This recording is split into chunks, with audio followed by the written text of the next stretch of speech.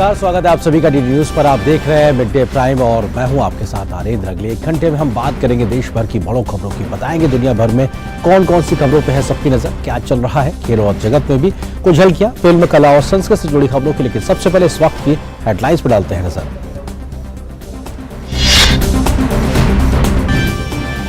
केंद्र में भाजपा सरकार के 9 साल पूरे होने के उपलक्ष्य में पार्टी के महासंपर्क अभियान का प्रधानमंत्री नरेंद्र मोदी आज राजस्थान के अजमेर से करेंगे आगाज।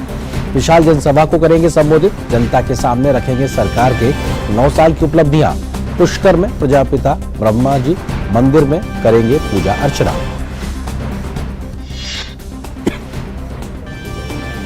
मणिपुर में शांति बहाली की कोशिशों के तहत केंद्रीय गृह मंत्री अमित शाह आज मोरहे और कांगपोकपी इलाकों का करेंगे दौरा। मोरहे में विभिन्न स्थानीय समूह के प्रतिनिधि मंडल और कांगपोकपी में नागरिक समाज संगठनों के साथ करेंगे बैठक। इम्फाल में सुरक्षा स्थिति की भी करेंगे समीक्षा।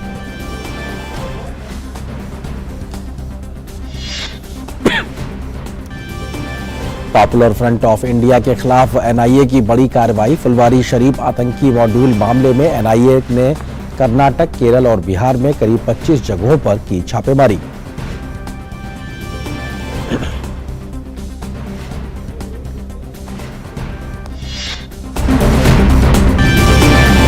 नेपाल के प्रधानमंत्री पुष्पकमल दहल प्रचंड भारत के 4 दिवसीय दौरे पर आज पहुंचेंगे नई दिल्ली।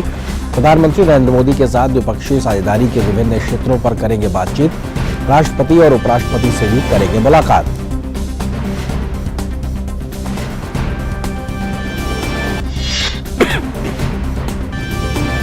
उत्तर कोरिया का सपना टूटा, समंदर में क्रैश हुआ स्पाई सैटेलाइट। इसे जून में एक बार फिर से किया जाएगा लॉन्च। दक्षिण कोरिया और जापान ने आपातकालीन अलर्ट लिया वापस। अमेरिका, जापान और दक्षिण कोरिया ने की कड़ी निंदा।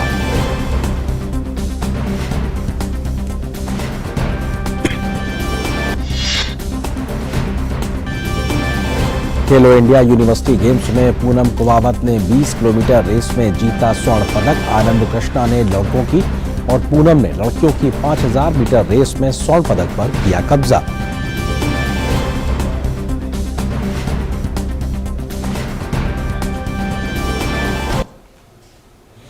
सुर्खियों के बाद भी सबसे पहले आज की बड़ी खबर से करते हैं शुरुआत।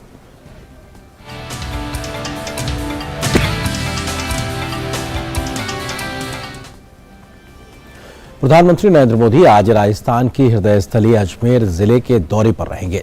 सरकार के 9 साल पूरे होने के उपलक्ष्य में प्रधानमंत्री नरेंद्र मोदी आज राजस्थान के अजमेर से एक रैली को संबोधित कर भारतीय जनता पार्टी के महीने भर चलने वाले जनसंपर्क अभियान की शुरुआत करेंगे। अजमेर की कायड़ स्थली पर होने वाली बड़ी सभा में पीएम मोदी अपनी केंद्र सरकार की 9 साल की उपलब्धियों को जनता को बताएंगे और विकास का रोड मैप भी दिखाएंगे। वहीं रैली से पहले पीएम मोदी अजमेर के पास पुष्कर में प्रजापिता ब्रह्मा जी मंदिर में पूजा अर्चना भी करेंगे। इसके बाद प्रधानमंत्री का याद विश्राम स्थल पर एक जनसभा को संबोधित करेंगे। सभा स्थल पर लगभग 2 लाख लोगों के लिए वाटरप्रूफ पंडाल बनाया गया है। प्रधानमंत्री के दौरे को लेकर अजमेर और पुष्कर में सुरक्षा के व्यापक इंतजाम किए गए हैं।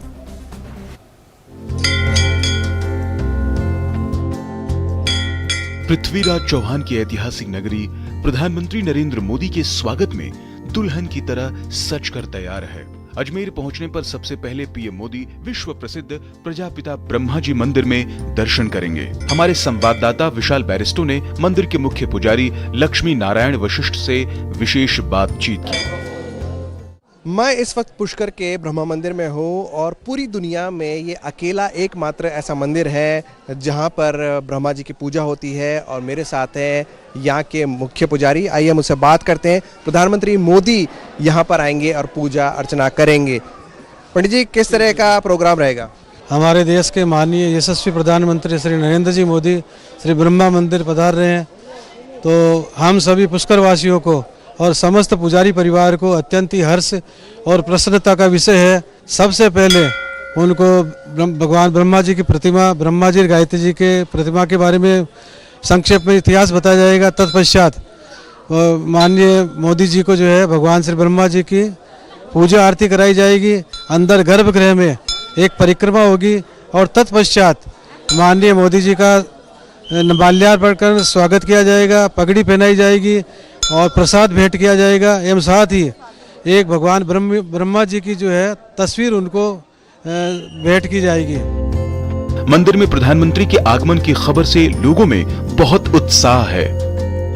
मैं बहुत खुश हूँ कि मोदी जी के आने से सबको मतलब कि सबके चेहरे पर खुशियाँ हैं कि वो इतना सब हमारे देश के लिए कर रहे हैं, सारी जनता उनके लिए उत्सुक रहती है और वो जितना कार्य कर रहे हैं वो हम सबको नज़र में आता भी है, तो इससे हमारे लिए गर्व की बात, इससे अच्छी चीज़ हो ही क्या सकती है। हमारे मोदी जी यहाँ हमारे लिए बहुत प्राउडली फील हो रहा है कि वो हमारे शहर पुष्कर में आ रहे हैं और ब्रह्मा मंदिर तो पूरी दुनिया में एक ही है, तो बहुत सौभाग्य की बात है कि वो हमारे इधर दर्शन करने के लिए आ रहे हैं। ब्रह्मा मंदिर भी एक ही है, मोदी जी भी एक ही है, तो दोनों एक पूरे देश के लिए एक ही है, जो वो बहुत सम्मान की बात है कि वो दोनों चीज़ों में एक ही जना पूरी विस्तार कर रहा है। मंदिर दर्शन और पूजा अर्चना के बाद पीएम मोदी अजमेर स्थित कायड़ स्थली पर विशाल जनसभा को संबोधित करेंगे। रैली स्थल पर जाने वाले पूरे रास्ते को मोदी सरकार के 9 साल की उपलब्धियों से सजाया गया है। जैसे कि आपने सुना, बहुत ज़्यादा एक्साइटमेंट है लोगों का यहाँ पर और ये बहुत खुश हैं, और क्यों ना हो, ब्रह्मा मंदिर पूरी दुनिया में अपने अनूठे हैं और ऐसे ही अनूठे हैं हमारे प्रधान सेवक। कैमरामैन किशन जैन के साथ विशाल बैरिस्टो, डीडी न्यूज़, पुष्कर। और प्रधानमंत्री नरेंद्र मोदी के अजमेर आगमन की खबर से स्थानीय लोगों में गजब का उत्साह देखने को मिल रहा है। अपनी खुशी का इजहार करने के लिए लोग अपने हाथों पर प्रधान सेवक का टैटू भी बनवा रहे हैं। एक जबरदस्त एक्साइटमेंट यहाँ देखने को मिल रहा है। जैसे कि आप देख सकते हैं, इन सब ने अपने हाथों पर प्रधानमंत्री नरेंद्र मोदी का टैटू बनवाया हुआ है और ये लगातार यहाँ पर टैटू बनने का काम चल रहा है। हम कुछ लोगों से बात करेंगे, लेकिन सबसे पहले शुरुआत करते हैं छोटी बच्ची से। क्या बनवा रहे हो आप? मैं टैटू बना रही हूँ। किसका? मोदी जी का। क्यों? मोदी जी जो हमारे यहाँ पर आ रहे, तो ना उनकी याद में मैं टैटू बनवा रही हूँ। अच्छे लगते हैं आपको? हाँ, मुझे बहुत अच्छे लगते हैं। क्यों अच्छे लगते हैं? उनने हमें कोविड-19 में बचाया और ऐसे मोदी जी हमें हमेशा मिलने चाहिए। हमेशा मोदी जी मिलने चाहिए, कोविड-19 में बचाया है, ये छोटी सी बच्ची का कहना है। कुछ महिलाएं भी हमारे साथ आई हैं, हम उनसे भी बात करते हैं। आप क्यों बनवा रही हैं टैटू? मोदी जी अजमेर आ रहे हैं, मैं उन्हें बहुत पसंद करती हूँ, बहुत प्यार करती हूँ। मैं चाहती हूँ ऐसे प्रधानमंत्री भारत के हमेशा बने रहें, जो हमारे देश को इतनी तरक्की कराएं कि हम अमेरिका को भी पीछे छोड़ दें। ये कह रही है कि मैं मोदी जी से बहुत प्यार करती हूँ और हर देशवासी जिसके दिल में देशभक्ति धड़कती है वो मोदी जी को प्यार करता है। और हमारे सहयोगी संवाददाता विशाल बैरिस्टो इस वक्त अजमेर से हमारे साथ में जुड़ रहे हैं, जहां प्रधानमंत्री पहुंचेंगे अब से कुछ देर बाद अपने एक विशाल जनसभा को संबोधित करने के लिए। विशाल, अगर बात की जाए तो लगभग 2 लाख लोगों के आने के लिहाज से इंतजाम किए गए हैं। अपने आप में सरकार के लिए एक बड़ा मौका, प्रधानमंत्री की इस रैली से 9 साल के कार्यक्रमों का रिपोर्ट कार्ड एक तरीके से जनता के बीच रखने का मौका होगा प्रधानमंत्री के लिए। जी हरेंद्र, बिल्कुल ठीक कहा आपने, सरकार के लिए बड़ा मौका। और मेरे अगर मैं कहूं कि दोनों ही सरकार के लिए बड़ा मौका, क्योंकि चैलेंज रहेगा गहलोत सरकार के लिए कैसे वो अपने आप को डिफेंड करते हैं, क्योंकि प्रधानमंत्री नरेंद्र मोदी तो अपना रिपोर्ट कार्ड लेकर आ रहे हैं और उन्होंने अपना रिपोर्ट कार्ड पूरी जगह डिस्प्ले किया हुआ है। मैंने ये काम करके बताया है, पूरे 9 साल के अंदर मैंने सुशासन दिया है और एक गुड गवर्नेंस वाली सरकार दी है। आपने क्या किया है? पिछले 5 सालों के अंदर जो चुनाव होने वाले राजस्थान में इसी साल, सचिन पायलट और अशोक गहलोत के बीच में लगातार लड़ाई चलती रही है और एक अजीब इत्तेफाक है नरेंद्र की मोदी सरकार अपने गवर्नेंस के 9 साल बना रही है, जबकि गहलोत सरकार और में जो सचिन पायलट वर्सेस अशोक गहलोत चला वो 9 बार दोनों के बीच में शांति के प्रयास हुए। तो ये एक चुटकी ली है बीजेपी ने कि देखिए, एक तरफ तो ऐसी सरकार है जो पिछले 4 से 4-5 साल में 9 बार तो शांति के प्रयास हो चुके हैं, अब तक वो सफल नहीं हुए हैं, और दूसरी तरफ हमारी सरकार है जो 9 साल से केंद्र में आपको एक स्टेबल गवर्नेंस दे रही है, गुड गवर्नेंस दे रही है, और उसके साथ साथ तमाम वो वादे किए हैं जिनके लिए मोदी जी ने वादा किया और उसको निभाया भी। विशाल, प्रधानमंत्री के कार्यक्रम के लिहाज से अगर बात की जाए तो बेहद महत्वपूर्ण, क्योंकि रैली के साथ साथ वो ब्रह्मा मंदिर भी जाएंगे और वहां पर भी पूजा अर्चना का कार्यक्रम है। इसको लेकर भी बहुत बड़ा उत्साह देखने को मिल रहा है स्थानीय लोगों में। हाँ देखिए नरेंद्र, मैं आपके सवाल का जवाब दूं उससे पहले मैं आपको बता दूं, यहाँ कुछ महिलाएं आई हैं और ये किस तरह से पूरी तरह से राजस्थानी स्टाइल के अंदर तैयार होकर आई हैं। हम उनसे बात करेंगे, ब्रह्मा मंदिर का जवाब मैं आपको दूंगा। आप इस तरह से तैयार होकर आई हैं, आज क्या बात है? आज मोदी जी अपने जो राष्ट्र के जो मेन हेड हैं, पीएम हैं, वो हमारे सानिध्य में आ रहे हैं हम सबको अपना सानिध्य प्रदान करने के लिए, और युवा वर्गों को भी और मातृशक्ति को भी उजागर करने के लिए आ रहे हैं कि अपने देश के लिए कम से कम कुछ समय दें और अपने जिससे भविष्य आने वाली पीढ़ी को वो सुरक्षित कर सकें। अच्छा, आप ये बताइए कि आप ये साफा वाफा पहन के क्या बताना चाहते हैं? मोदी जी के 9 साल बेमिसाल पूरे हो रहे हैं, उसी खुशी इसी मोदी जी यहाँ आ रहे हैं। यहाँ की जनता, महिलाएं सभी बहुत खुश हैं। मोदी जी के स्वागत के लिए हम ये तैयार होके आए हैं। सरोज चौधरी, जिला महामंत्री, अजमेर से। अच्छा, ये बताइए किस तरह से आप स्वागत करेंगे प्रधानमंत्री का, किस तरह से अपनी खुशी का इजहार करेंगे? साफा वगैरह तो पहन लिया आपने राजस्थानी अंदाज में। हम बहुत जोरों शोरों से मोदी जी का स्वागत कर रहे हैं। इसके लिए बहुत मातृशक्ति बहुत तादाद में आई है उनका स्वागत करने के लिए, और हम ये साफे बांध करके हर तरह से गीतों से स्वागत करने के लिए हम उनका बहुत उससे स्वागत करें। भाई स्वागत है, मोदी जी का स्वागत है, जलवा है भाई, जलवा है, मोदी जी का जलवा है, ब्रह्मा जी की नगरी में मोदी जी का जलवा है। और हम 9 साल हम लोग ये उनके यादगार बनाने के लिए हम लोग सब इकट्ठे हुए हैं कि उनका हम यादगार रहे हमेशा के लिए मोदी जी को। तो जैसे कि आपने सुना आर्येंद्र, मोदी जी का जलवा है। ब्रह्मा मंदिर में पहले वो आएंगे, सबसे पहले ब्रह्मा मंदिर में पूजा करेंगे। ब्रह्मा मंदिर जो पुष्कर में है वो पूरी दुनिया में एक अकेला मंदिर है, अनोखा मंदिर है। और कल मैंने कुछ श्रद्धालुओं से बात करी थी तो उनका ये कहना था कि जिस तरह से ब्रह्मा मंदिर अपनी पूरी दुनिया में अनोखा है, अनूठा है, अकेला है, ऐसे ही हमारे प्रधानमंत्री नरेंद्र मोदी हैं, जो वो वादा करते हैं वो निभाते हैं। आर्येंद्र, बहुत शुक्रिया विशाल, फिलहाल हमारे साथ इस जानकारी के साथ जुड़ने के लिए। लेकिन आगे भी हम आपसे अपडेट्स लेते रहेंगे। आज बेहद महत्वपूर्ण प्रधानमंत्री का अजमेर का दौरा, एक आज से पूरे महीने भर चलने वाले कार्यक्रमों की शुरुआत होगी प्रधानमंत्री की आज की इस रैली के साथ में। केंद्र सरकार के 9 साल पूरे होने पर केंद्रीय पेट्रोलियम और प्राकृतिक गैस मंत्री हरदीप सिंह पुरी ने बताया है कि देश में भाजपा सरकार आने के बाद से हम किस तरीके से दुनिया की 5वीं सबसे बड़ी अर्थव्यवस्था बने हैं और लगातार तरक्की के मार्ग पर आगे बढ़ रहे हैं। But look at where the country has come in the last 9 years. You were the 10th largest economy or the 5th largest economy. Today you are slowly but surely on your way to becoming the 3rd largest economy if this rate of growth continues. And who knows, by 2024, 2025, and you are going from that on to a 7, 8, 10 trillion dollar economy. Per capita income has gone up in this country, doubled since 2014 and now. The figures I'm getting you, if you go by the Ernst & Young projection, by 2040 you will be a $28 trillion economy. What the Honorable Prime Minister said was, Viksit Desh, developed country by 2047 on Amrit Kal. DD India से विशेष साक्षात्कार में विदेश मंत्री doctor S Jaishankar ने विदेश नीति के मोर्चे पर मोदी सरकार की उपलब्धियों को गिनाया है। उन्होंने कहा कि पीएम मोदी के नेतृत्व में दुनिया ने भारत में काफी बदलाव महसूस किए हैं।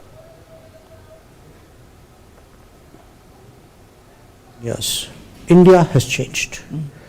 So when people think of India and think of Prime Minister Modi, the world factors in those changes. You know, those could be digital changes, there could be our health response changes, there could be our economic, transformation, what is happening in the infrastructure.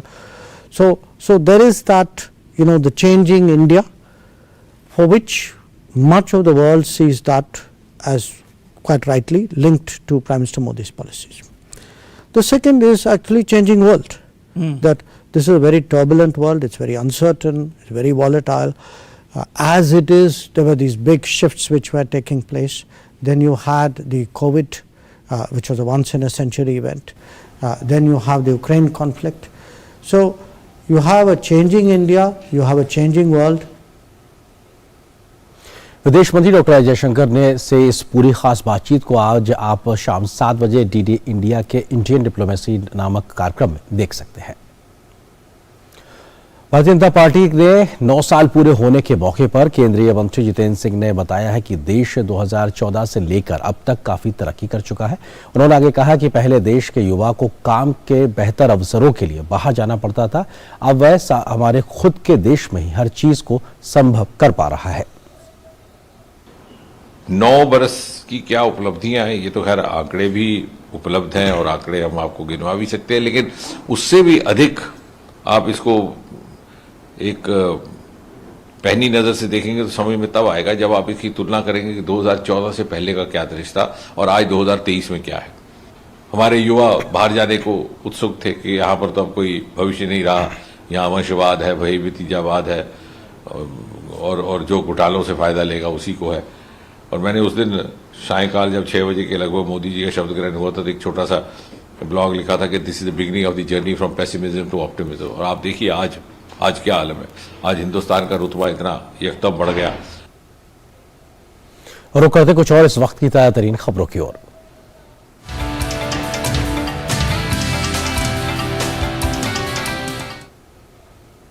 केंद्रीय गृह मंत्री अमित शाह आज मणिपुर के मोरेह और कांगपोकपी इलाके का दौरा करेंगे।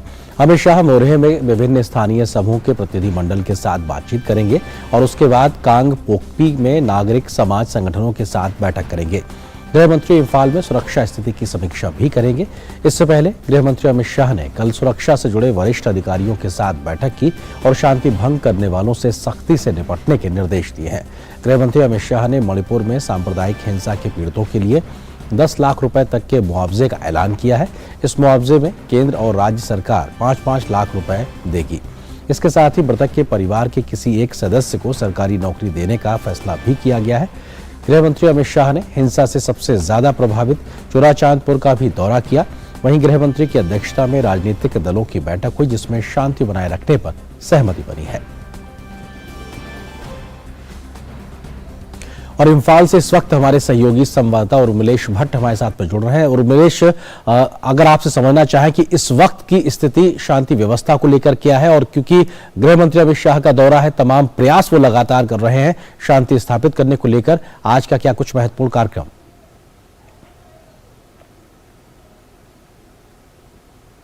बिल्कुल, जैसे कि आपने अभी दर्शकों को बताया कि केंद्रीय जो गृह मंत्री अमित शाह वो मणिपुर के दौरे में है। पिछले 2 दिनों से लगातार यहाँ पर जो है तमाम जो प्रशासनिक अधिकारी हैं उनसे मुलाकात की है, उनसे सुरक्षा व्यवस्था का जायजा लिया है। और दूसरी तरफ यहाँ पर जो सिविल सोसाइटीज के जो लोग हैं उन सिविल सोसाइटी के लोगों से भी मुलाकात की है। वही यही नहीं बल्कि तमाम जो आम आदमी भी है उनसे भी है जो है रूबरू होकर के उन्होंने जो है यहाँ के हालात पे जो है चर्चा की है। उन्होंने तमाम लोगों को ये आश्वासन भी दिया है कि बहुत जल्द यहाँ पर जो है शांति व्यवस्था कायम होगी। आरिंदर, जिस तरीके से कि आपने भी दर्शकों को बताया है कि केंद्रीय गृह मंत्री ने यहाँ पर जो है तमाम जो अधिकारी हैं उसमें पैरामिलिट्री फोर्सेस के लोग भी हैं, यहाँ के पुलिस बल के लोग भी हैं और साथ ही यहाँ पर जो है तमाम जो सिविल सोसाइटी के लोग भी हैं, उनसे बैठ करके जो सुरक्षा व्यवस्था है उस पर चर्चा की है। उसके अलावा ये कहा है कि यहाँ पर जो असामाजिक तत्व है यानी जो शांति भंग करने का जिनका अंदेशा है तो निश्चित तौर से ऐसे लोगों को चिन्हित किया जाए, ऐसे लोगों पर जो है पैनी नजर रखी जाए। और कहीं ना कहीं इस बात का भी जिक्र किया है कि इन जो असामाजिक तत्व हैं जो शांति माहौल को बिगाड़ने की कोशिश कर रहे हैं उनके ऊपर एक कठोर कार्रवाई की जाए। आरिंदर, विभिन्न जो प्रभावित एरिया है उन प्रभावित एरिया के लोगों को यहाँ पर रिलीफ कैंप में रखा गया है। एक रिलीफ कैंप का जायजा हमने भी आज लिया है। यहाँ पर जो ईस्ट इम्फाल का जो एक रिलीफ कैंप है जिसमें कि 700 के आसपास जो लोग हैं वो रह रहे हैं। निश्चित तौर से प्रशासन ने ऐसे लोगों के लिए सभी सुविधाएं वहां पे मुहैया कराई है। वहां पर खाने पीने की व्यवस्था के साथ साथ मेडिकल की फैसिलिटी दे रखी है। साथ ही इतना ही नहीं है, तमाम जो बच्चे हैं उन बच्चों को भविष्य को देखते हुए वहां पर जो है जो यहाँ के स्कूल के टीचर है वो उनकी पढ़ाई जारी रख रहे हैं। इस तरीके से कह सकते हैं कि प्रशासन अपनी तरफ से पूरी कोशिश कर रहा है कि कहीं ना कहीं यहाँ पे बहुत जल्द जो है शांति व्यवस्था कायम हो। वहीं दूसरी तरफ जब रिलीफ में जो लोग रह रहे हैं उन लोगों से हमने जब बात की है तो उन लोगों ने एक उम्मीद जताई है कि केंद्रीय गृह मंत्री यहाँ पर आए हैं, तमाम प्रभावित एरिया में वो जा रहे हैं, प्रभावित जो हिंसा से प्रभावित लोग हैं उनसे मुलाकात कर रहे हैं। ऐसे में एक उम्मीद जगी है कि बहुत जल्दी यहाँ पर जो है शांति व्यवस्था कायम होगी और वो बहुत जल्दी वापस जाएंगे और अपने घरों में जो है फिर से वो अपनी एक जिंदगी शुरू कर पाएंगे। आरिंदर, उर्मिलेश, क्योंकि गृह मंत्री ने कल भी चोराचांदपुर का दौरा किया जहां सबसे ज्यादा हिंसा हुई थी और आज भी मोरेह समेत वो अन्य इलाकों का दौरा करने वाले हैं। ऐसे में इन प्रभावित इलाकों की इस वक्त की स्थिति क्या है और कल जो एक तरीके से जो राजनीतिक दलों की बैठक हुई है, तमाम सामाजिक संगठनों के साथ बैठक हुई, इसमें क्या कुछ सहमति बनती नजर आ रही है? बिल्कुल, गृहमंत्री में काफी हिंसा प्रभावित कहा है। वो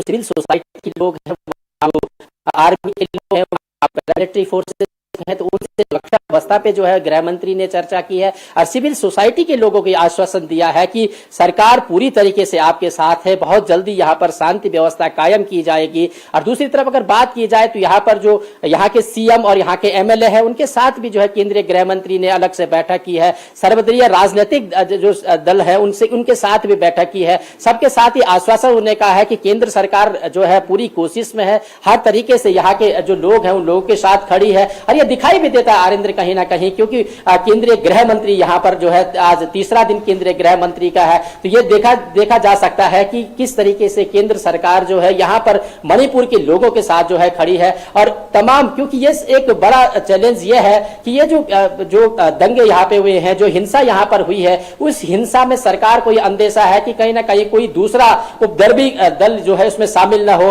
और वो कहीं ना कहीं इस हिंसा को कोई और तरफ ना मोड़ ले। लिहाजा इस तरीके पूरी जो है सुरक्षा व्यवस्था को चाक चौबंद रखने के लिए यहाँ पर जो चीफ सेक्रेटरी है उनसे बातचीत जो है गृह मंत्री ने की है। यहाँ के जो डीजीपी है, पुलिस डीजीपी, उनसे भी जो है अलग से बातचीत केंद्रीय गृह मंत्री ने की है। साथ ही यहाँ पर जो महिला संगठन है आरिंद्र, क्योंकि यहाँ पर अलग अलग फेडरेशन, महिला फेडरेशन के जो लोग हैं, महिला मंगल दल के लोग हैं, महिला जो समाज सेवी है, उनसे भी जो है केंद्रीय गृह मंत्री ने जो है बातचीत की है। क्योंकि हम जानते हैं कि नॉर्थ ईस्ट में जो है महिलाएं काफी बढ़ चढ़ कर जो है हिस्सा लेती हैं, तो ऐसे में महिलाओं की यहाँ पर नॉर्थ ईस्ट में एक बड़ी भूमिका होती है। तो लिहाजा केंद्रीय गृह मंत्री ने तमाम महिला दलों से जो है बातचीत की है और ये आश्वासन दिया है कि केंद्र सरकार पूरी तरीके से मणिपुर के लोगों के साथ इस सुरक्षा व्यवस्था कायम करने में जो है मदद कर रही है। सुरक्षा व्यवस्था को चाक चौबंद वापस शांति व्यवस्था करने में जो है कहीं ना कहीं जो है इस काम में लगी हुई है। और ये विश्वास लोगों को जताया है, विश्वास दिलाया है कि आप जो है निश्चिंत रहिए, आपको जो है हर तरफ से मदद की जाएगी। यहाँ पर आरिंद्र, जिसका देखा भी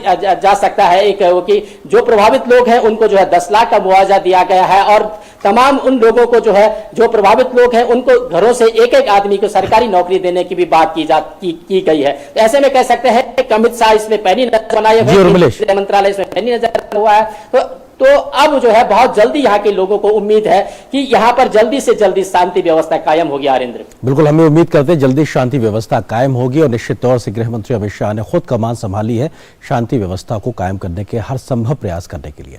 आगे बढ़ते अगली खबर से आपको रूबरू कराते हैं। जांच एजेंसियों ने लगातार पॉपुलर फ्रंट ऑफ इंडिया का कड़ा शिकंजा कसा हुआ है। फुलवारी शरीफ आतंकी मॉड्यूल केस में राष्ट्रीय जांच एजेंसी आज कर्नाटक, केरल और बिहार में करीब 25 ठिकानों पर छापेमारी कर रही है। यह मामला पीएफआई और उसके सदस्यों के गैर कानूनी गतिविधियों में शामिल होने से जुड़ा हुआ है।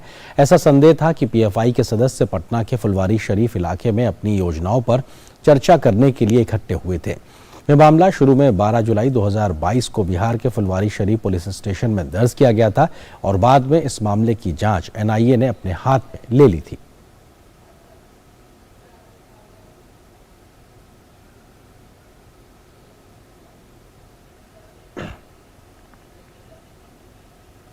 और इस खबर पर अधिक बातचीत और ताज़ा अपडेट के लिए हम रुख करते हैं हमारे सहयोगी संवाददाता नीरज सिंह का, जो इस वक्त दिल्ली से हमारे साथ में जुड़ रहे हैं। नीरज, एनआईए की आज एक बार फिर से बड़ी कार्रवाई हमने देखा था। फुलवारी शरीफ मॉड्यूल में जिस बात का सबसे ज्यादा जिक्र निकल के आया था वो ये था कि कैसे भारत को अस्थिर करने को लेकर सबसे ज्यादा फोकस दिखाई पड़ रहा था और भारत को खंडित करने के मंसूबे भी कहीं ना कहीं कागजी दस्तावेज में दिखाई पड़े थे 2047 तक।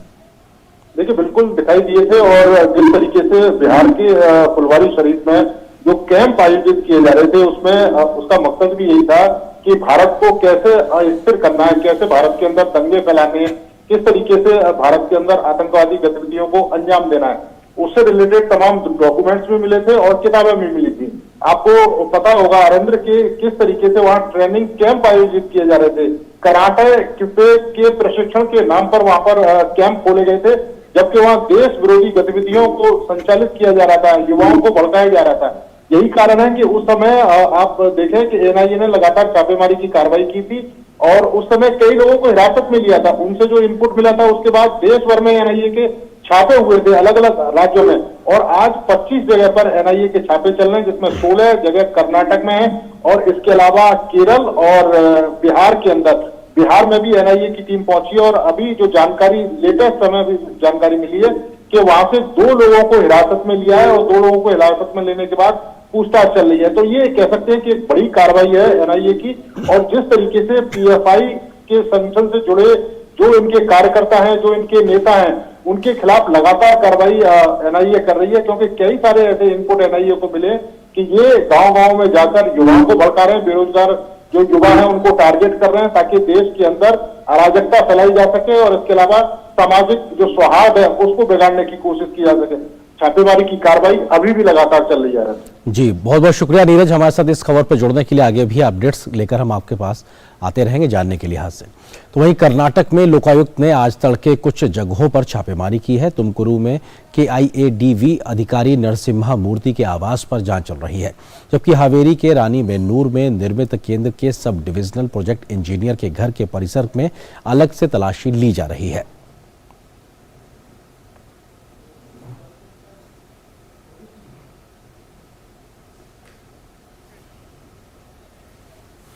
दिल्ली दंगों की व्यापक साजिश के आरोप में गिरफ्तार शर्जील इमाम की जमानत अर्जी पर दिल्ली हाई कोर्ट में सुनवाई 7 जुलाई के लिए टल गई है।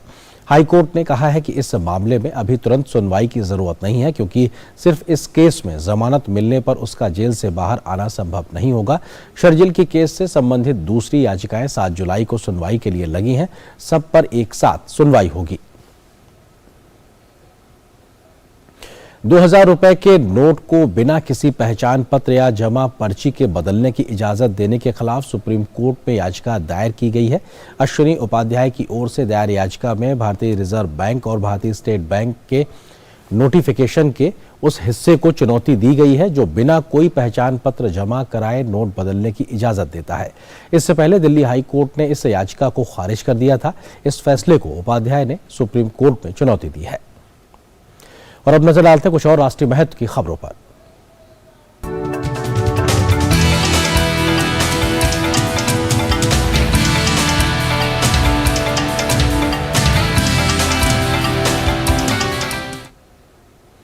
केंद्रीय सूचना एवं प्रसारण मंत्री अनुराग सिंह ठाकुर ने कहा है कि राहुल गांधी की हर विदेश यात्रा भारत का अपमान करने में कहीं पीछे नहीं रहती है।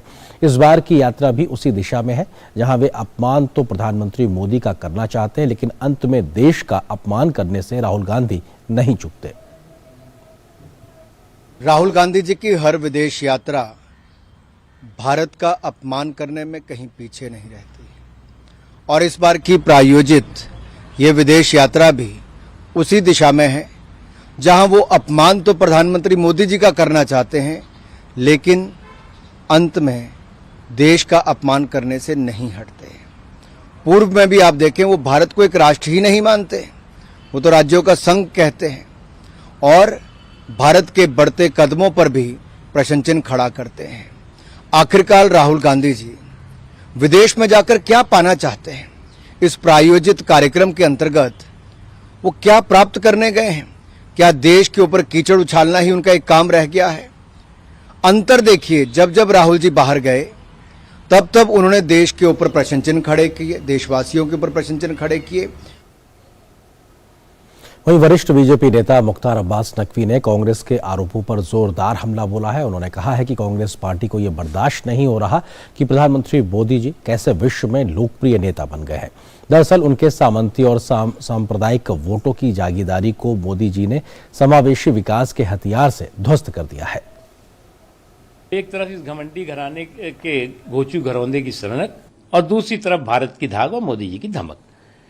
इनको ये डाइजेस्ट नहीं होता कि कैसे दुनिया ये कह रही है कि मोदी जी ने साबित कर दिया कि डेमोक्रेसी जो है वो डिलीवर कर रही है या कर सकती है। कैसे दुनिया कह रही है कि मोदी इज बॉस। इस बात को वो हजम नहीं कर पा रहे। उनको तो लगता था कि इंदिरा इज इंडिया और इंडिया इज इंदिरा। उनको लगता है कांग्रेस इज कंट्री और कंट्री इज कांग्रेस। उनको लगता है कि डायनेस्टी इज डेमोक्रेसी और डेमोक्रेसी इज डायनेस्टी। प्रॉब्लम यह है कि इन 9 सालों में मोदी जी ने सामंती और सांप्रदायिक वोटों की जागीरदारी को समावेशी विकास की हिस्सेदारी से ध्वस्त कर दिया है और इनको ये लगता है कि सामंती और सांप्रदायिक वोटों की जो हमारी जागीरदारी थी उसको मोदी जी ने समावेशी विकास की हिस्सेदारी से कैसे ध्वस्त कर दिया।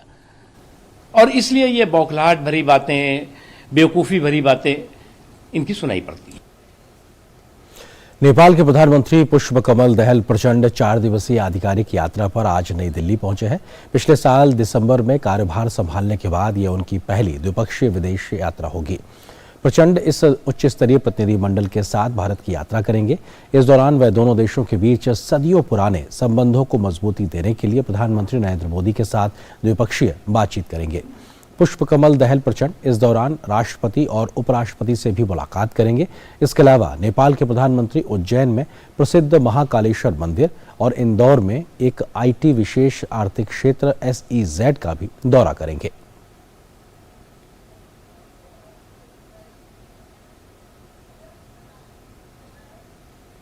विदेश मंत्री डॉक्टर एस जयशंकर 1 से 6 जून तक दक्षिण अफ्रीका गणराज्य और नामीबिया गणराज्य की आधिकारिक यात्रा पर रहेंगे। विदेश मंत्री दक्षिण अफ्रीका के अपने दौरे में 1 से 3 जून के बीच केप टाउन में हो रही ब्रिक्स विदेश मंत्रियों की बैठक में हिस्सा लेंगे। इसके अलावा वह अपने दक्षिण अफ्रीकी समकक्ष नालेदी पंडोर के साथ द्विपक्षीय बैठक भी करेंगे। वह दक्षिण अफ्रीका के राष्ट्रपति से मुलाकात करेंगे। डॉक्टर एस जयशंकर ब्रिक्स देशों के अन्य विदेश मंत्रियों के साथ भी मुलाकात कर सकते हैं। दक्षिण अफ्रीका के अपने इस दौरे में विदेश मंत्री केप टाउन में भी प्रवासी भारतीयों के साथ भी बातचीत करेंगे। दक्षिण अफ्रीका का दौरा खत्म कर जयशंकर 4 से 6 जून तक नामीबिया का दौरा करेंगे। वे भारत के किसी विदेश मंत्री की नामीबिया गणराज्य की पहली यात्रा होगी।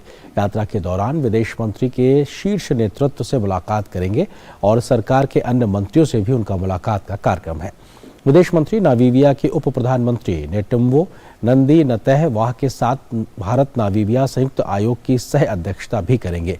अपनी यात्रा के दौरान वो नामीबिया में रह रहे प्रवासी भारतीयों से भी मुलाकात करेंगे।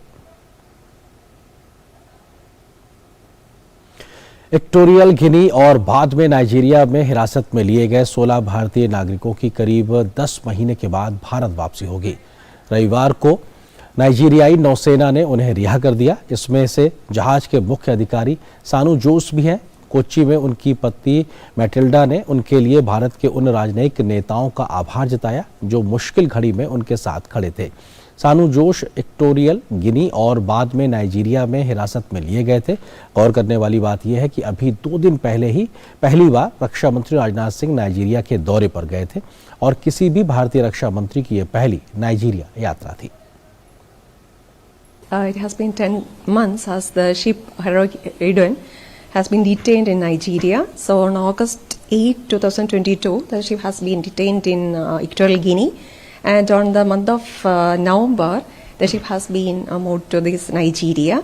So it has taken around 10 months for the release of this Heroic Eden, including 26 crew members, and we are very grateful for the family members, friends, as well as the political leaders who support us during our hard times. प्रधानमंत्री नरेंद्र मोदी के आगामी America दौरे से पहले भारत में अमेरिकी राजदूत Eric Garcetti ने दूरदर्शन से खास बातचीत में कहा कि दोनों देशों के पास आपसी संबंधों को नई ऊंचाई पर पहुंचाने का मौका है। उन्होंने कहा कि हम सुरक्षित भारत चाहते हैं और भारत के साथ मिलकर हिंद प्रशांत क्षेत्र को सुरक्षित बनाना चाहते हैं। भारत और अमेरिका एक दूसरे पर भरोसा करते हैं और हमारी रक्षा साझेदारी इस भरोसे का प्रमाण है। भारत को लेकर चीन के रुख पर गारसेटी ने कहा कि अमेरिका सीमा और संप्रभुता का सम्मान करता है। कोई देश अपनी मर्जी से यथास्थिति नहीं बदल सकता। Well, first of all, we're so excited. This visit is only the 3rd time an Indian Prime Minister has come for a state dinner. We know it will be a warmth, we know it will be friendship, we know that our President and your Prime Minister are close, but I think it will reflect people that are close too. Deliverables on everything from science and technology, defense and security, people-to-people ties and education. Really, the sky's the limit. There are dozens of things that we are finishing up the negotiations, but you will see in all of them 2 or 3 underlying values. 1, that we like each other. 2, we want to spend time with each other. And 3, when we work together, we can improve India, the United States, and contribute to the world. Doordarshan से खास बातचीत में भारत में अमेरिकी राजदूत Eric Garcetti ने कहा है कि अमेरिका और भारत एक साथ काम करने के लिए प्रतिबद्ध हैं। 26/11 मुंबई हमले के आरोपी तहव्वुर राणा के प्रत्यर्पण के मामले में उन्होंने कहा कि इस साल के अंत तक उसे भारत लाया जा सकता है। We are committed to work together, and we're confident now that a court has given this. There are appeals that can happen, but some period of months just to check those off. And as early as sometime later this year, we could see the return and the bringing to justice of somebody who helped finance and somebody who helped enable those horrific attacks. And this is just one of many places We can't speak about it on the news, but every single day, whether it's countering illicit drug cartels together, whether it's going against terrorists that come out of the region or internationally, the US and India are working so closely together, sharing those law enforcement efforts and seeing results. रूस और Ukraine के बीच जारी युद्ध में चीन के रवैये पर बोलते हुए chief of defence staff general Anil Chauhan ने कहा कि चीन के आक्रामक रवैये के चलते इंडो पैसिफिक में तनाव ने नई साझेदारी को बढ़ावा दिया है।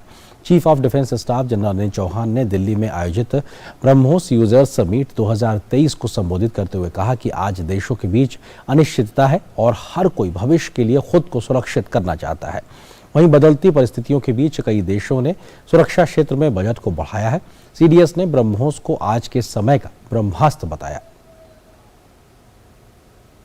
The ongoing war in Europe and the increased tensions in the Indo-Pacific arising due to an assertive kind of China has given rise to new alignments, new linkages and new partnerships. There is a growing kind of uncertainty amongst nations and everyone is preparing for that uncertain kind of a future actually. And this is evident in a large number of security related policies and the defense budgets of many nations. BrahMos user meet को संबोधित करते हुए सेना प्रमुख general Manoj Pandey ने कहा कि आज दुनिया में भारत का कद बढ़ा है, लेकिन साथ ही हमें विरासत में कई तरह के सीमा विवाद और सुरक्षा चुनौतियां भी मिली हैं। ऐसे में सेना और साजो सामान को आधुनिक होना समय की मांग है। Today, as we are aware, the nation is at the cusp of transformational changes. We are witness to the growing stature of our country in the international environment and higher expectations from the world community. Concurrently, our promising economic growth, progress and development and the growing aspirations of our people all reflect a confident optimism of a rising nation. Delhi में आयोजित BrahMos users meet 2023 को संबोधित करते हुए भारतीय वायुसेना के प्रमुख मार्शल वीआर चौधरी ने कहा कि वास्तव में ब्रह्मोस सुपरसोनिक मिसाइल हमारी सबसे घातक वायु लड़ाकू हथियार के रूप में सामने आया है। यह मिसाइल हमारी वायुसेना को रणनीतिक तौर पर भी और मजबूती देगा और आने वाले समय में जंग के मैदान में दुश्मन पर हावी हो सकती है। As one of our most lethal air combat assets, the supersonic BrahMos missile has really galvanized the way we will equip ourselves with precision firepower in the coming years. And seeing the conflicts that are happening across the globe, the importance of precision, long-range firepower cannot be underscored. Combination of the BrahMos on the Sukhoi 30 has really given us tremendous capability that has enhanced our firepower. It has made the deterrence value of the Indian Air Force go up by leaps and bounds. भारतीय सेना के सतर्क जवानों ने जम्मू एवं कश्मीर के पुंछ जिले के पास नियंत्रण रेखा पर घुसपैठ की कोशिश को नाकाम कर दिया है, जिसमें एक घुसपैठिया घायल हो गया है और 2 को जिंदा पकड़ लिया गया है। आधिकारिक सूत्रों ने बताया है कि आज तड़के पुंछ जिले के खारी सेक्टर के चेता चौकी के पास 3 व्यक्ति भारतीय क्षेत्र में घुसपैठ करने की कोशिश कर रहे थे। भारतीय सैनिकों ने उन पर बारीकी से नजर रखी और उनका पीछा किया। उनकी ओर से कुछ राउंड फायरिंग की गई, जिसमें मोहम्मद फारूक पुत्र मोहम्मद रफीक घायल हो गया, जबकि मोहम्मद रियाज और मोहम्मद जाविर को सैनिकों ने पकड़ लिया। उनके कब्जे से हथियार, गोला बारूद, ड्रग्स के पैकेट भी बरामद किए गए हैं।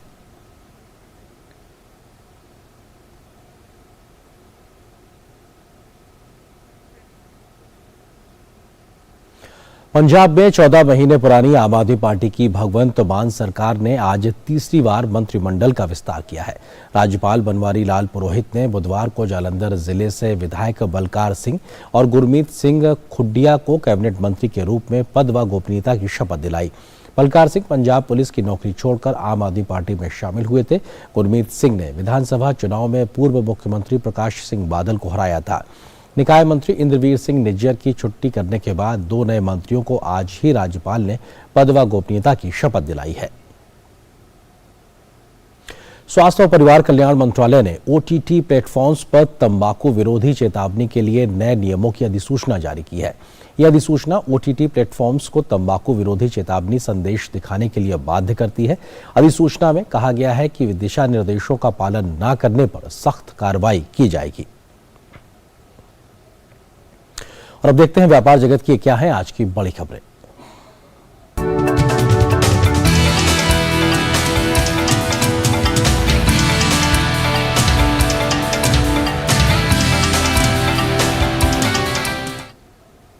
भारतीय रिजर्व बैंक ने मंगलवार को जारी सालाना रिपोर्ट में बताया है कि साल 2022-23 में देश की विकास दर 7% रही है और यही रफ्तार 2023-24 में भी बनी रहेगी। सुखद संकेत ये है कि इस साल विकास दर 6.5% रहने की उम्मीद है। आने वाले दिनों में खाद्यान्नों की महंगाई नियंत्रण में रहेगी। सेवाओं का निर्यात बढ़ने और आयातित कमोडिटीज की कीमतें घटने से चालू खाता घाटा भी कम होगा। वैश्विक सप्लाई चेन में हमारी भागीदारी बढ़ेगी। विदेशी निवेशकों के लिए अनुकूल स्थितियां बनी रहेंगी। इसमें FDI बढ़ेगा। हालांकि वैश्विक अस्थिरता के चलते फॉरेन पोर्टफोलियो निवेश में अस्थिरता बनी रहने की संभावना है। रिजर्व बैंक के मुताबिक वैश्विक आर्थिक हालात चुनौतीपूर्ण रहेंगे। हालांकि देश की अर्थव्यवस्था पर व्यापक असर नहीं पड़ेगा। इसके अलावा प्रचलित दर से GDP की तुलना में घरेलू निवेश 31.4% रहा, जो 2021-22 में 27.9% था। वहीं 2022-23 के दौरान औसत रूप से नकली नोटों का चलन घटा है। एक अच्छी बात यह भी है कि लोग डिजिटल लेन देन अपना रहे हैं। UPI की सफलता के बाद अब केंद्रीय बैंक एक नया पेमेंट सिस्टम लाने की योजना बना रहा है। RBI की वार्षिक रिपोर्ट के मुताबिक प्रस्तावित नए पेमेंट सिस्टम का नाम light weight and portable payment system यानी LPSS होगा। नया पेमेंट सिस्टम पारंपरिक टेक्नोलॉजी से पूरी तरीके से अलग होगा और इसे बहुत ही कम कर्मचारी कहीं से भी ऑपरेट कर सकेंगे। LPSS पेमेंट सिस्टम इसलिए भी खास होगा क्योंकि इसके माध्यम से किसी भी परिस्थिति में पेमेंट सेटलमेंट किया जा सकेगा। ये पेमेंट सिस्टम RTGS, NEFT और UPI जैसी मौजूदा भुगतान प्रणालियों से पूरी तरीके से स्वतंत्र होगा। RBI ने अपनी वार्षिक रिपोर्ट में कहा है कि प्राकृतिक आपदाओं और युद्ध जैसी भयावह घटनाओं में से प्रणालियां अस्थायी रूप से बंद हो सकती हैं। इस बात को ध्यान में रखते हुए LPSS पेमेंट सिस्टम को तैयार किया जा रहा है। RBI ने कहा कि LPSS के बुनियादी हार्डवेयर और सॉफ्टवेयर पर काम करने की उम्मीद है और इसे केवल जरूरत के आधार पर सक्रिय किया जाएगा। एक नई प्रणाली लाने का RBI का निर्णय ऐसे समय में आया है जब हाल के वर्षों में डिजिटल लेन देन में लगातार बढ़ोतरी देखी गई है। पायलट आधार पर जारी केंद्रीय बैंक डिजिटल मुद्रा CBDC में और बैंकों तथा स्थानों को शामिल करने के लिए धीरे धीरे इसका विस्तार किया जा रहा है। थोक स्तर पर उपयोग के लिए पायलट आधारित डिजिटल रुपए की शुरुआत 1 नवंबर 2022 को हुई थी। उसके बाद खुदरा खंड में डिजिटल रुपए के उपयोग की घोषणा 1 दिसंबर 2022 को की गई। पायलट परियोजना की शुरुआत मुंबई, नई दिल्ली, बेंगलुरु और भुवनेश्वर में की गई। उपयोग को लेकर इसके सीमित दायरे में ग्राहकों और व्यापारियों को शामिल किया गया। चरणबद्ध तरीके से पायलट परियोजना में अहमदाबाद, चंडीगढ़, गैंगटोक, गुवाहाटी, हैदराबाद, इंदौर, कोच्चि, लखनऊ, पटना और शिमला को भी शामिल किया जा रहा है। पायलट परियोजना 4 बैंकों भारतीय state bank, ICICI bank, yes bank और IDFC फर्स्ट बैंक के साथ शुरू हुई। फिलहाल एक छोटे से ब्रेक के लिए रुकते हैं। आपकी जिंदगी में कौन जीतता है, दिल या दिमाग? दिमाग समझा रहा है घी तेल कम खाओ, तंदुरुस्त रहोगे, पर दिल ललचा रहा है। अंकल जी रोज पराठे दबाते हैं, कुछ नहीं हुआ। दिमाग बनाता है कल को ऐसी बीमारियां हो गई कुछ खा ही ना पाओ तो क्या फायदा, इसलिए आधे लड्डू से काम चलाओ। पर दिल जिद करता है खाऊंगा तो पूरा ही। इसलिए सोचिए आपकी जिंदगी में हर दिन कौन जीतता है, क्योंकि तंदुरुस्ती दिल से ज्यादा दिमाग का खेल है। आज से ही खाने में चीनी, नमक और तेल कम कीजिए।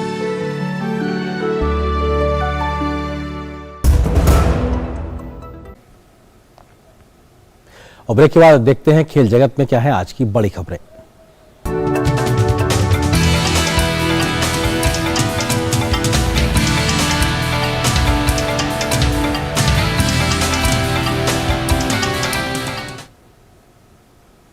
खेलो इंडिया यूनिवर्सिटी गेम्स में इस समय लखनऊ में एथलेटिक्स की प्रतिस्पर्धाओं का आयोजन किया जा रहा है।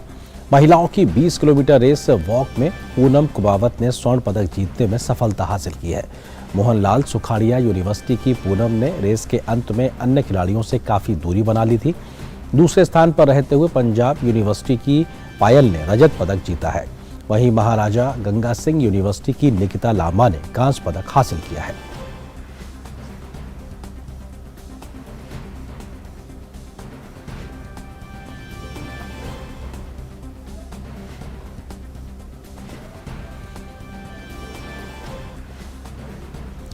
लड़कों की 5000 मीटर रेस का स्वर्ण पदक महात्मा गांधी यूनिवर्सिटी के आनंद कृष्णा ने अपने नाम करने में सफलता हासिल की है। आनंद ने रेस की शुरुआत से ही बढ़त बना ली थी। दूसरे स्थान पर महर्षि विश्वविद्यालय के सुमित कुंडू ने हासिल कर अपने आप को रजत पदक हासिल किया है। लड़कियों की 5000 मीटर रेस का स्वर्ण पदक बेंगलुरु यूनिवर्सिटी की पूनम ने जीतने में सफलता हासिल की है। हालांकि पहले स्थान के लिए कड़ी टक्कर देखने को मिली। पूनम ने बहुत कम समय में बेंगलुरु यूनिवर्सिटी की ही बसंती को पीछे छोड़ा। बसंती ने रजत पदक जीता तो वहीं रिंकी ने कांस्य पदक अपने नाम किया।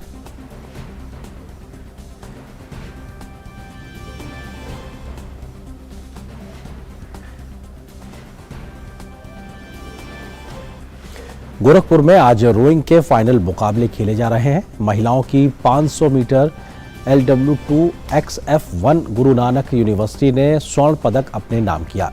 पंजाब यूनिवर्सिटी की लड़कियों ने रजत और सावित्रीबाई फुले यूनिवर्सिटी के लड़कियों ने कांस्य पदक हासिल किया है।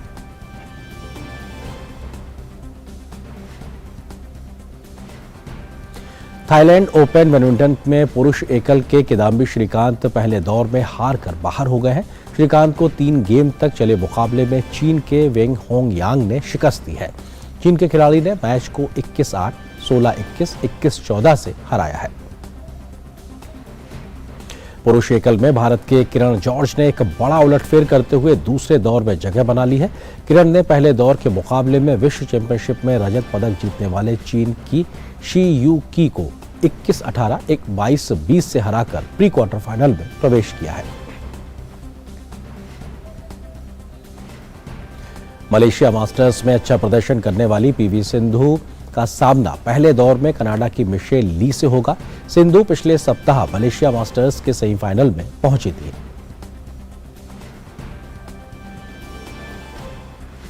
और साल के दूसरे ग्रैंड स्लैम फ्रेंच ओपन में मंगलवार को एक बड़ा उलटफेर देखने को मिला। दूसरी वरीयता प्राप्त रूस के डेनियल मेदवेदेव पहले ही दौर में हार कर प्रतियोगिता से बाहर हो गए। मेदवेदेव को ब्राजील के थियागो सेबोत वाइल्ड ने कड़े संघर्ष में 5 सेट में शिकस्त दी।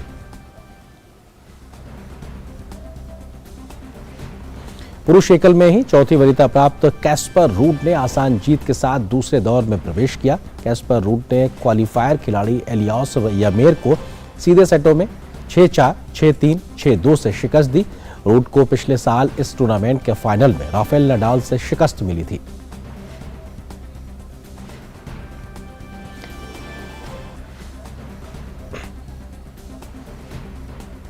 महिला एकल में भी चौथी वरीयता प्राप्त कजाकिस्तान की एलिना साइराबाकिना को पहले दौर में जीत हासिल करने के लिए ज्यादा मेहनत नहीं करनी पड़ी। राइबाकिना ने चेक गणराज्य की ब्रेंडा को सीधे सेट में 6-4, 6-2 से शिकस्त दी है। पहली बार किसी ग्रैंड स्लैम के मुख्य दौर में खेल रही 16 वर्षीय मिरांडा एंड्रीवा ने दूसरे दौर में स्थान बना लिया है। उन्होंने विश्व की 18वें नंबर की खिलाड़ी एलिनस रिस्क को सीधे सेटों में 6-2, 6-1 से पराजित किया है।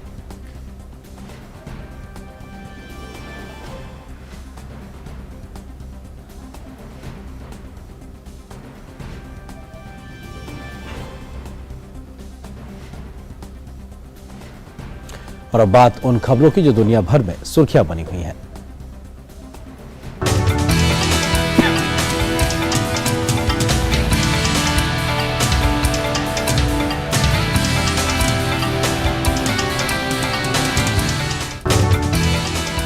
उत्तर कोरिया ने बुधवार को कहा कि उसका पहला जासूसी उपग्रह की लॉन्चिंग असफल हो गई है।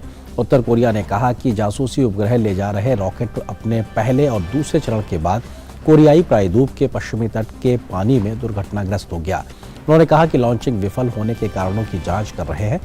गौरतलब है कि उत्तर कोरिया का यह छठा उपग्रह प्रक्षेपण प्रयास था, जिसके तहत वो अपना पहला सैन्य जासूसी उपग्रह लॉन्च करने की तैयारी कर रहा था। इस प्रक्षेपण के मद्देनजर दक्षिण कोरिया और जापान के कुछ हिस्सों में आपातकालीन अलर्ट जारी किया गया था, जिसे बिना किसी खतरे की सूचना के वापस ले लिया गया। गौरतलब है कि उत्तर कोरिया ने कहा था कि वह अमेरिका सैन्य गतिविधियों की निगरानी के लिए 31 मई से 11 जून के बीच अपना पहला सैन्य टोही उपग्रह लॉन्च करेगा।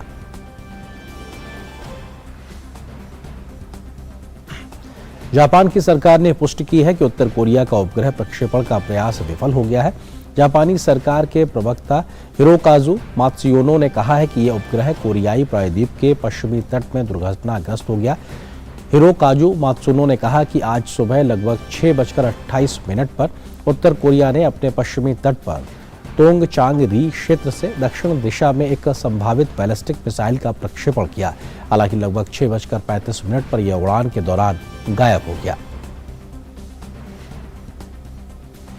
वहीं अमेरिका ने उत्तर कोरिया की कार्रवाई की निंदा की है। व्हाइट हाउस ने कहा कि अमेरिका बैलिस्टिक मिसाइल प्रौद्योगिकी का उपयोग करते हुए उत्तर कोरियाई अंतरिक्ष प्रक्षेपण की निंदा करता है।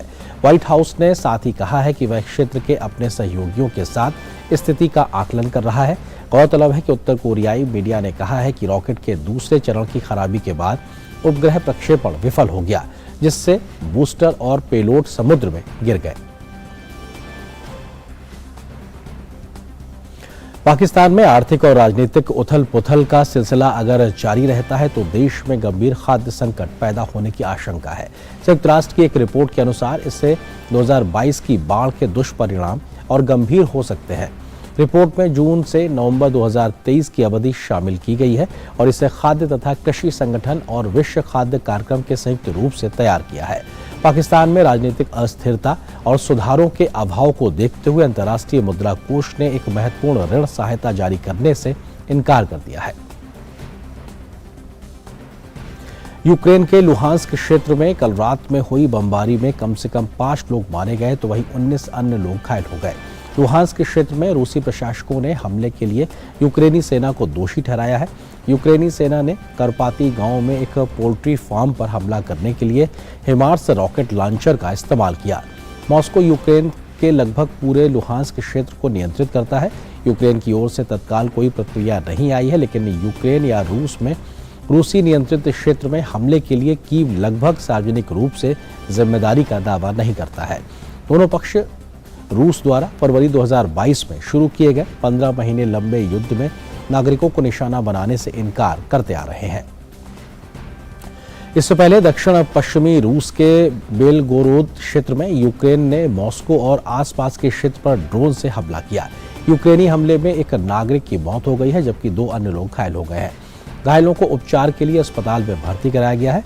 बेलगोरोद के गवर्नर वाइचेवास्को गेंडो ने जानकारी दी है। घायलों को गंभीर हालत में उपचार के लिए अस्पताल में भर्ती कराया गया है। इसके अलावा कई इमारतों को न्यूनतम क्षति भी पहुंची है। आज वर्ल्ड नो टोबैको यानी कि विश्व तंबाकू निषेध दिवस है। बुलेटिन के अंत में आपको छोड़ जाते हैं आज के न्यूज लेंस सेगमेंट के साथ, जिसमें हम आपको बता रहे हैं आखिर क्यों मनाया जाता है विश्व तंबाकू निषेध दिवस, क्या है इसके उद्देश्य और तंबाकू के सेवन को रोकने के लिए भारत सरकार द्वारा कौन कौन से कदम उठाए गए हैं।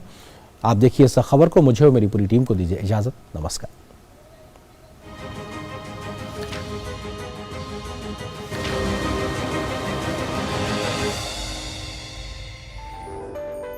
तंबाकू जो न केवल खाने वालों की सेहत पर बुरा असर डालता है, बल्कि यह पर्यावरण के लिहाज से भी काफी नुकसानदायक होता है। हालांकि ये बात जानते हुए भी दुनिया भर में बड़ी संख्या में लोग किसी न किसी रूप से तंबाकू का सेवन करते हैं। ऐसे में लोगों को तंबाकू के सेवन से रोकने और इससे होने वाले नुकसान के प्रति जागरूक करने के उद्देश्य से प्रतिवर्ष दुनिया भर में 31 मई को विश्व तंबाकू निषेध दिवस यानी वर्ल्ड नो टोबैको डे मनाया जाता है। बता दें कि हर साल यह दिवस किसी न किसी थीम के साथ मनाया जाता है। इस साल इस दिवस की थीम है हमें भोजन की आवश्यकता है, तंबाकू की नहीं। चलिए सबसे पहले आपको बताते हैं कि आखिर कैसे हुई इस दिन को मनाने की शुरुआत। बता दें कि दुनिया भर में प्रत्येक वर्ष लगभग 80 लाख लोगों की मृत्यु तंबाकू के सेवन से होती है। ऐसे में विश्व स्वास्थ्य संगठन यानी WHO ने साल 1987 में पहली बार विश्व तंबाकू निषेध दिवस मनाने की पहल की, ताकि तंबाकू से होने वाली मौतों और बीमारियों पर वैश्विक ध्यान आकर्षित किया जा सके। हालांकि विश्व तंबाकू निषेध दिवस पहली बार 7 अप्रैल को मनाया गया था, लेकिन 1988 में इस दिवस को हर साल 31 मई को मनाने वाला प्रस्ताव पास हुआ, जिसके बाद विश्व तंबाकू निषेध दिवस 31 मई को मनाया जाने लगा। अगर बात करें कि तंबाकू के क्या होते हैं पर्यावरणीय प्रभाव, बता दें कि हर साल दुनिया भर में लगभग 35 लाख हेक्टेयर जमीन पर तंबाकू की खेती की जाती है। जिस जमीन पर तंबाकू की खेती होती है उसकी उर्वरक क्षमता लगातार कम होती रहती है और वह जमीन किसी अन्य फसल की खेती के लायक नहीं रहती, जिसकी वजह से दुनिया भर में बंजर जमीन का क्षेत्र लगातार बढ़ रहा है। और अगर बात करें भारत सरकार द्वारा तंबाकू के सेवन को रोकने के लिए की जा रही कुछ प्रमुख पहलों की, तो भारत सरकार द्वारा मई 2003 में सिगरेट और अन्य तंबाकू उत्पाद अधिनियम यानी कोटपा एक्ट लगाया गया। इस अधिनियम में सार्वजनिक स्थानों पर धूम्रपान का निषेध, 18 वर्ष से कम आयु के किसी भी व्यक्ति को सिगरेट या अन्य तंबाकू उत्पादों की बिक्री पर निषेध शामिल हैं। इसके अलावा सरकार ने राष्ट्रीय तंबाकू नियंत्रण कार्यक्रम और नशा मुक्त भारत अभियान जैसे कार्यक्रम शुरू किए हैं। साथ ही साथ सरकार द्वारा स्कूलों, कॉलेजों के आसपास तंबाकू उत्पादों की बिक्री को प्रतिबंधित किया गया है। जानकारों के मुताबिक तंबाकू के सेवन के कारण आज दुनिया भर में कैंसर के मरीज लगातार बढ़ रहे हैं। ऐसे में तंबाकू से दूरी रखना स्वास्थ्य के लिए बहुत जरूरी है। Bureau report, DD news.